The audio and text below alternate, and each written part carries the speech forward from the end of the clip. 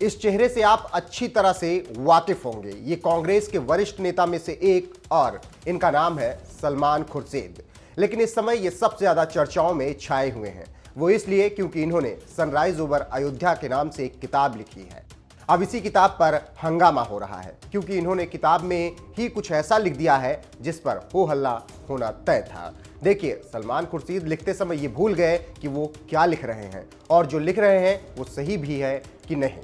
बता दें कि सलमान खुर्शीद ने अपने किताब में हिंदुत्व की तुलना आतंकी संगठन आईएस से कर दी है।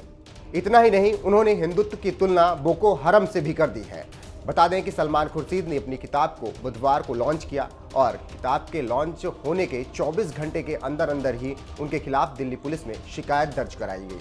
वहीं विवेक गर्ग नाम के वकील ने दिल्ली पुलिस कमिश्नर से शिकायत करते हुए केस दर्ज करने का अनुरोध किया। अब आपको बताते चलें कि सलमान खुर्शीद ने क्या कुछ किताब में लिखा है। सलमान खुर्शीद ने लिखा, हिंदुत्व साधु संतों के सनातन और प्राचीन हिंदू धर्म को किनारे लगा रहा है, जो कि हर तरीके से आईएस और बोको हरम जैसे जिहादी इस्लामिक संगठनों जैसा है। आप अपने स्क्रीन पर इस समय उस किताब के उस पेज को देख भी सकते हैं जिसमें सलमान खुर्शीद ने साफ साफ हिंदुत्व की तुलना आईएस से की है। बिना सोचे समझे इस तरह की चीजें लिख देना सलमान खुर्शीद की मानसिकता को कटघरे में खड़ा करती है। अब देखिए, जब उनसे पूछा गया कि आखिरकार आपने हिंदुत्व के लिए इतना गलत क्यों लिखा, तब उन्होंने जवाब क्या दिया। हिंदू धर्म बहुत उच्च स्तर का धर्म है। इसके लिए गांधी जी ने जो प्रेरणा दी उससे बढ़कर कोई प्रेरणा नहीं हो सकती है। कोई नया लेबल लगा ले तो उसे मैं क्यों मानूं? कोई हिंदू धर्म का अपमान करे तो मैं भी बोलूंगा। मैंने ये कहा कि हिंदुत्व की राजनीति करने वाले गलत हैं और आईएस भी गलत है। बता दें कि किताब की लॉन्चिंग के समय कांग्रेस के वरिष्ठ नेता दिग्विजय सिंह भी मौजूद रहे थे। इस दौरान दिग्विजय सिंह ने अपने बयान में कहा, खतरा केवल उस मानसिकता और कुंठित विचारधारा को है जो देश में ब्रिटिश हुकूमत की फूट डालो और राज करो की विचारधारा थी। उसको अपनाकर जो कुर्सी पर बैठना चाहता है, खतरा उन्हें है, समाज और हिंदू धर्म को खतरा नहीं है।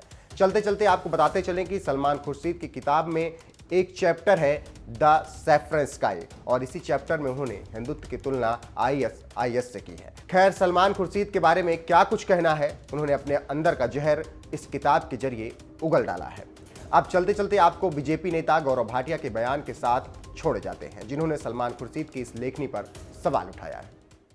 भारत में रहकर भारत के नागरिकों द्वारा इतना सम्मान मिलने के बाद कांग्रेस पार्टी ऐसा क्यों कर रही है? यह सवाल आता है कि क्या यह लाइन सलमान खुर्शीद जी की है? क्या यह लाइन पी चिदम्बरम जी की है? क्या यह लाइन शशि थरूर जी की है? क्या यह लाइन और विचार मणिशंकर अय्यर के ही केवल हैं? ऐसा नहीं है। यह आज कांग्रेस पार्टी की विचारधारा है और यह बिल्कुल स्पष्ट कर देता है कि देश के जो बहुसंख्यक हैं, जिनका बहुत बड़ा योगदान, बलिदान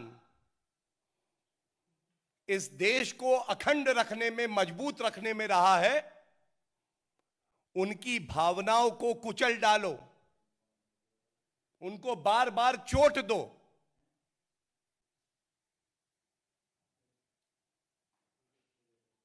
ये सोनिया गांधी जी और राहुल गांधी के इशारे पे ही बार बार होता है।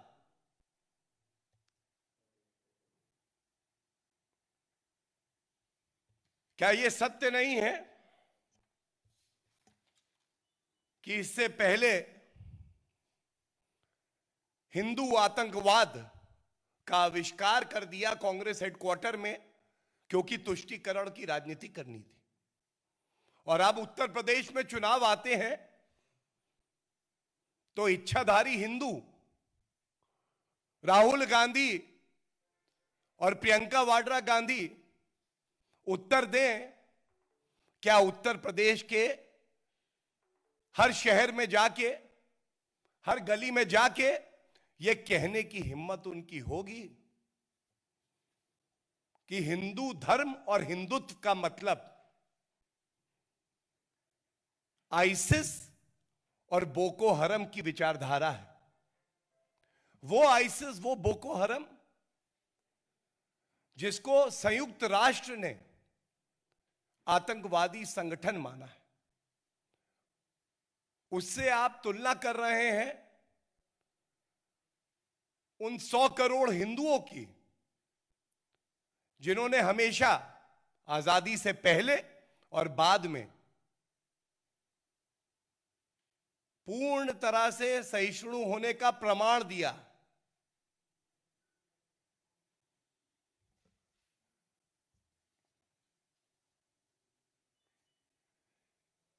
और यह बहुत गहरी साजिश है कांग्रेस पार्टी द्वारा। साजिश क्या है मैं आपको बता दूं।